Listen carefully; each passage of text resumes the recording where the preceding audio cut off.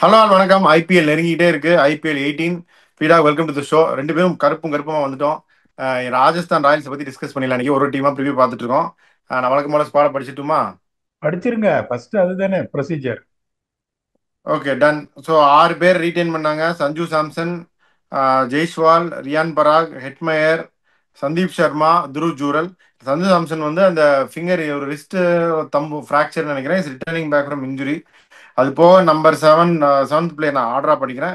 Jofra Archer, Theekshana, Wanindu Hasaranga, Akash Madhwal, Kumar Kartikeya, Nitish Rana புது வரவீங்க, துஷார் தேஷ்பாண்டே 6.5 கொடுத்து வாங்கியிருக்காங்க. சுபம் தூபே, யுத்வீர் சிங், ஃபசலக் ஃபருக்கி, வைபவ் சூரியவம்சி 13 வயசு குழந்தை.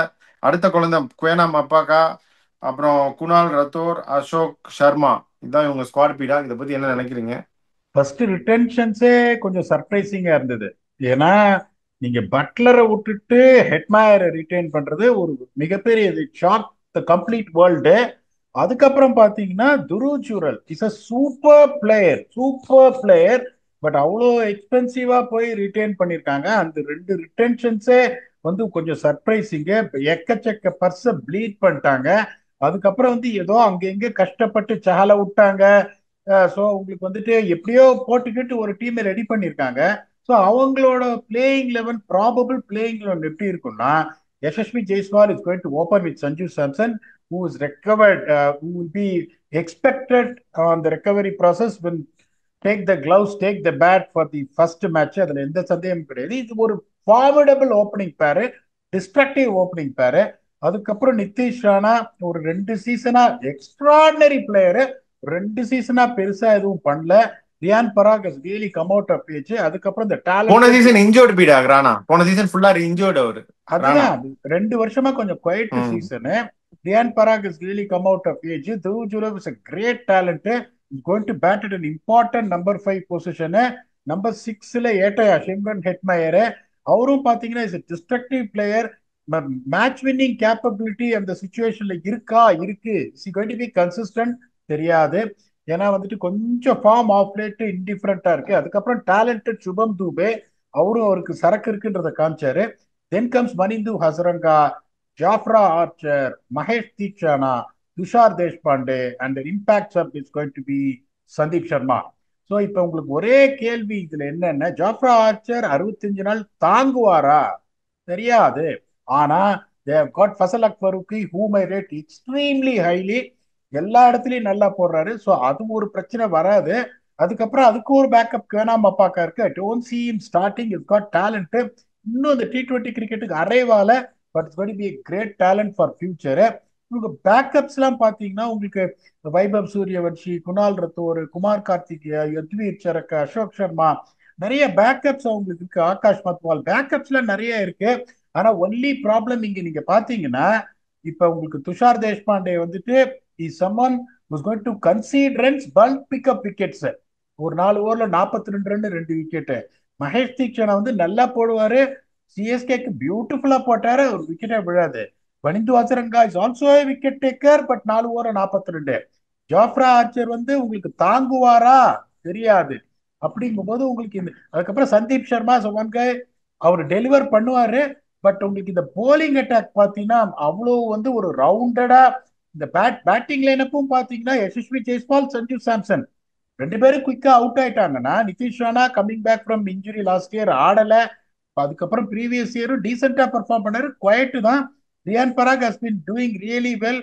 அதுக்கப்புறம் துருவ் ஜூரல், சிம்ரன் ஹெட்மயர், சுபம் தூபே, வனிந்து ஹசரங்கன்னா இங்க பேட்டிங்லயும் ஹோல்ஸ் இருக்கு, போலிங்லயும் அவங்களுக்கு அன்பார்ச்சுனேட்டா ஹோல்ஸ் இருக்கு.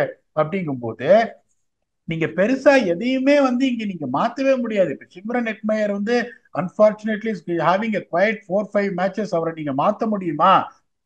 வெளியில யாராவது இருக்காங்களா? I don't really know. எது யாரும் கிடையாது. அந்த நீங்க வந்து அங்க அவரை ஆடியே ஆகணும், அங்க மாட்டிப்பீங்க.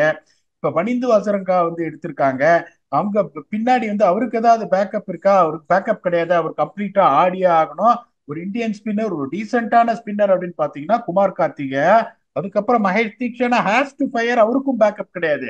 2 ஓவர்சீஸ் ஸ்பின்னர்ஸ் ஆனோம். எந்த டீமுமே நீங்க பாத்தீங்கன்னா not many teams play two overseas spinners. Very rarely they play two overseas spinners. அதுக்கப்புறம் உங்களுக்கு ஒரே இது பேக்கப் அவங்க வச்சிருக்காங்கன்னா இந்த ஃபாஸ்ட் போலிங்க்கு மட்டும்தாங்கும் போது இவங்க தோக்க ஆரம்பிச்சாங்கனாலும் பெருசா வெளியில பேக்கப்ஸும் இல்ல, அவங்களுக்கு என்ன சொல்றது ஒரு டெப்த்தும் இல்ல அப்படிங்கும் போது உங்களுக்கு unfortunately they have to continue with this combination. They expect the team to fire right from game one. ஒரு 5 மேட்ச்ல வந்து ஒரு 3 தோத்து 2 ஜெயிச்சு ஒரு மாதிரி அங்க எங்க போச்சுன்னா அவங்களுக்கு அன்பார்ச்சுனேட்லி பெருசா ஆப்ஷன்ஸும் எதுவும் கிடையாது. It is totally reliant on Yashasvi Jaiswal and Sanju Samson to bail them out if they want to win. ஏன்னா போலிங்ல வந்து ஆல்ரெடி சொல்லிட்டேன் உங்களுக்கு எதுவுமே மாத்த முடியாது, மாட்டிட்டு இருக்காங்க. அதனால உங்களுக்கு இப்ப சந்தீப் சர்மாவும் பாத்தீங்கன்னா is a very good bowler, இது கைண்ட் ஆஃப் ஸ்லோ போலர். இப்ப துஷார் தேஷ்பாண்டே பாத்தீங்கன்னா it can go either way around. ஒரு 4 மேட்ச் அவர் எக்ஸ்பென்சிவா போவாரான விக்கெட் எடுத்துருவார். 14 மேட்ச் ஆனா you pick up handful of wicket. That is kind of a bowler is. But ஒரு 3 மேட்ச்ல ஒரு விக்கெட் இல்லாம ஒரு 10 எக்கானமிக் போனார்னா வெளியில உங்களுக்கு வந்துட்டு ஒரு solid backup to replace Tushar Deshpande இருக்காங்களா? ஆகாஷ் மதுவால் இருக்காரு.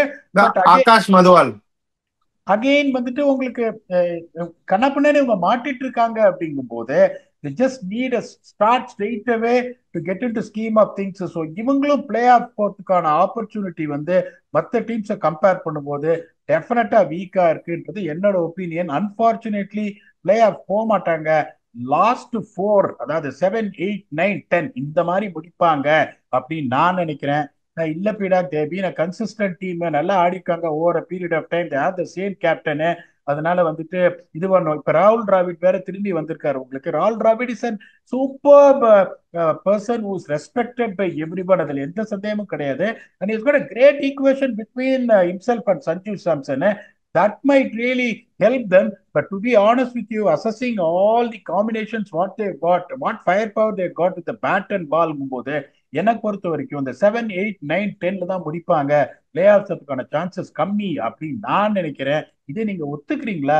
இல்ல Peter Royals will maintain their consistency get in to top 4ன்றீங்களா? இல்ல பீடா, நான் ஒத்துக்கிறேன். நீங்க சொல்றது கரெக்ட் தான். நானும் மிஸ் அவுட் பண்ணுவாங்கன்னு தான் நினைக்கிறேன். டாப் 3மே குட் தான் பீடா. சஞ்சு, ஜெய்ஸ்வால், ராணாவும் I think he will perform. Last year injury, அதுக்கு முன்னாடி நல்லா தான் ஆடினாரு. 400 ரன் அந்த அது கன்சிஸ்டண்டா வந்துடும் ராணாக்கு. இந்த வாட்டி ராணா வந்து கம்பீரின் செல்ல பிள்ளைகள்ல ஒருத்தர். இந்த வாட்டி 450 run 500 ரன்லாம் Rana அடிச்சாருன்னா he will be fast track in to the Indian T20 international team அப்படின்னு நான் எதிர்பார்க்கறேன். இது என்னோட தனிப்பட்ட கருத்து. பராக் ஹேட் அ குட் சீசன். நீங்க சொல்ற மாதிரி ரெப்ளிகேட் பண்ணுவாரான்னு நமக்கு தெரியாது. துருஜுரோல் ஆல்சோ ரொம்ப ப்ராமிஸ். பட் எவ்வளவு டெலிவர் பண்றான்னு பார்க்கணும். ஹெட்மயர் இதுல முக்கியமான கேப் என்னன்னு நான் நினைக்கிறேன்னா அஸ்வின் சாஹல் அப்படிங்கிற பெரிய கேப்பை அசரங்காவும் தீக்ஷனாவும் ஃபில் பண்ணும். ஸோ அது வந்து எப்படி அவங்க லிவ் அப் பண்ண போறாங்கன்னு தெரியல. இன்னொரு பெரிய கேப் வந்து இந்த இந்தியன் சீமர்ஸ்.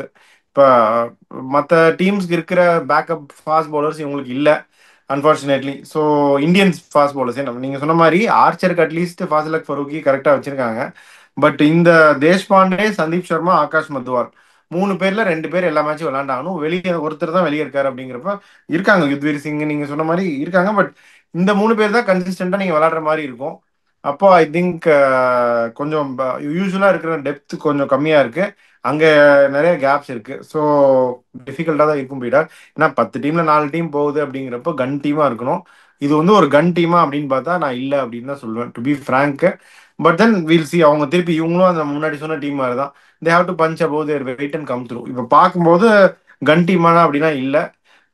என்ன ஆகுது அப்படின்னு தான் நம்ம பார்க்கணும் பீடா. ஸோ நீங்க என்ன நினைக்கிறீங்க? இதுதானே பெரிய கேப் இந்த 2 ஸ்பின்னர்ஸ். இல்ல இப்ப யோசிச்சு பாருங்க, அவங்க விட்டுருக்கிறது யாரு?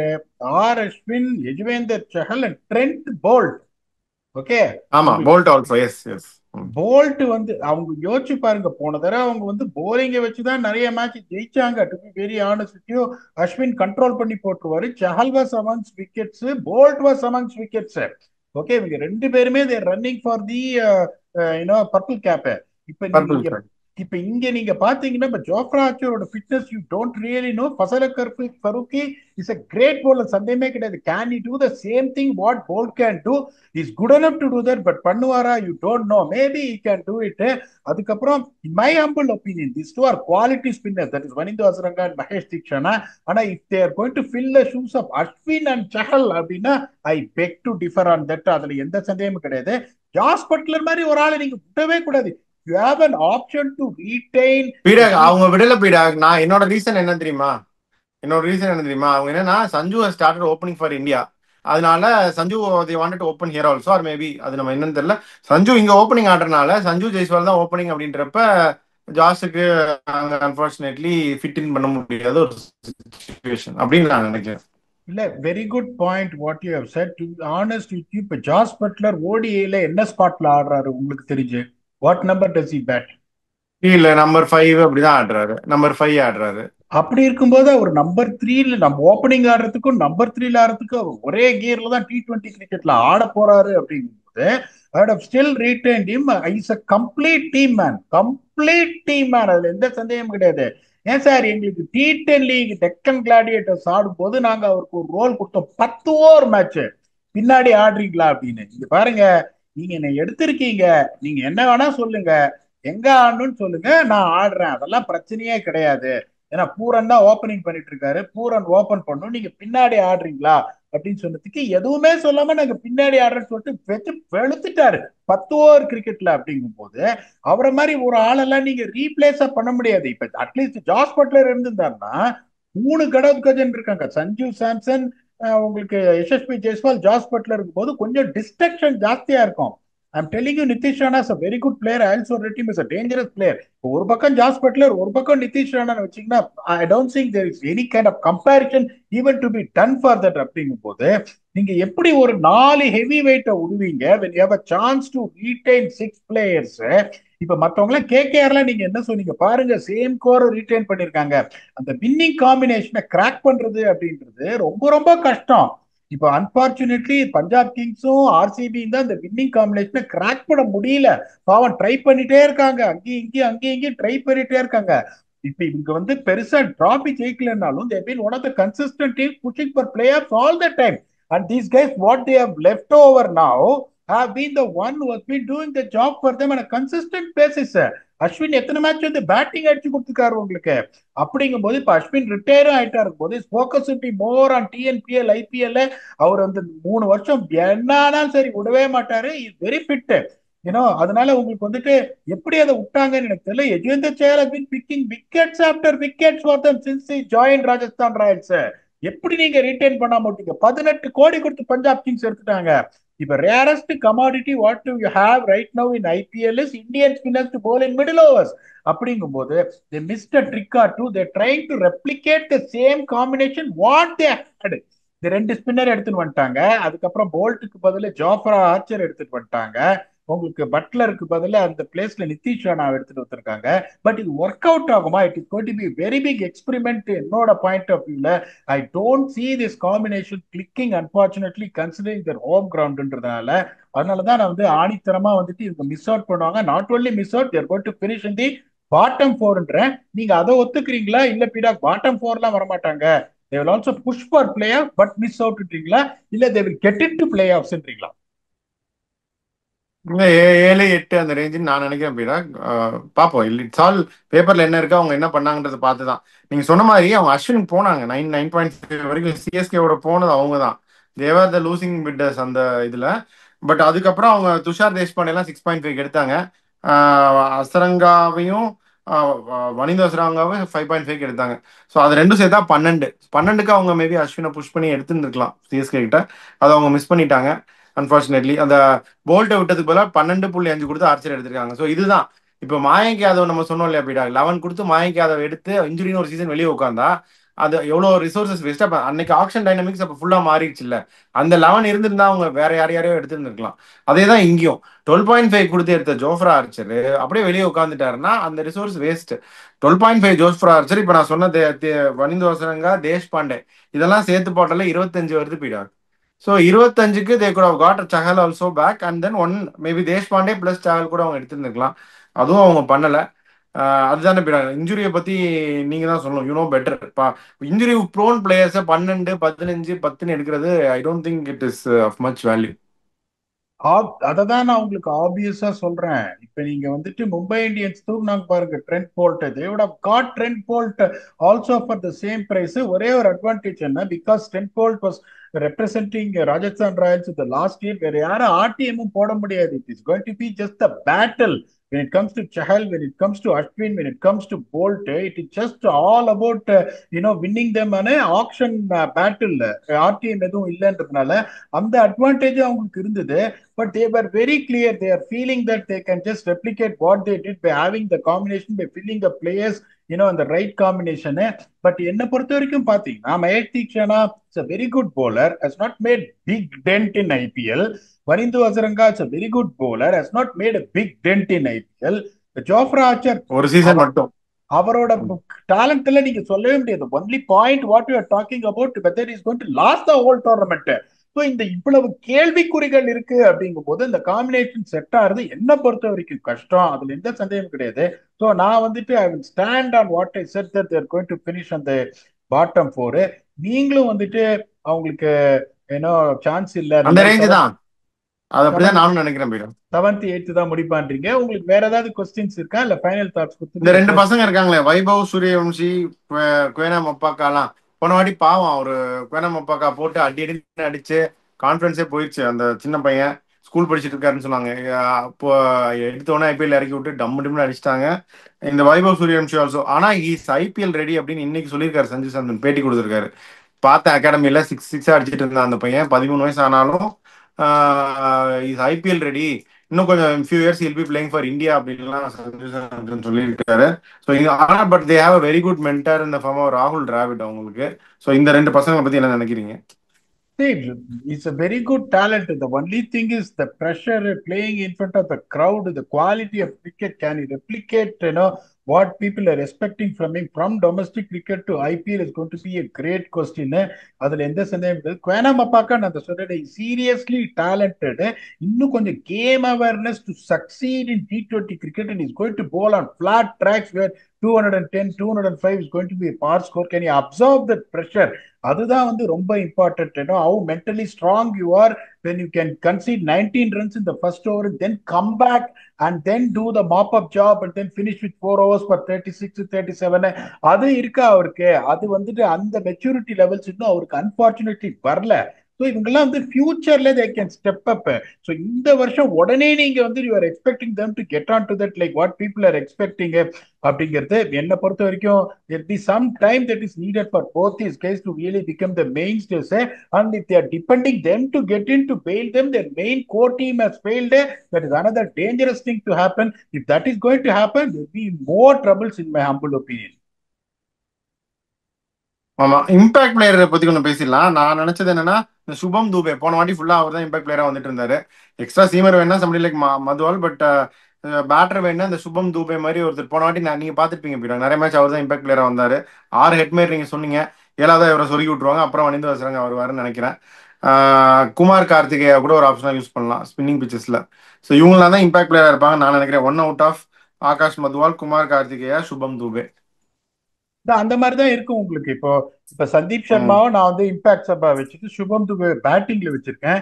the only reason the finishers what they have got, finishers-ங்கிறது அவ்வளவு strong slowly depends on Simran Hetmyer. ஏன்னா துருஜூரில் வந்து அவ்வளவு பவர் ஹிட்டர் கிடையாது, இவன் தோ இஸ் டேலண்டட்.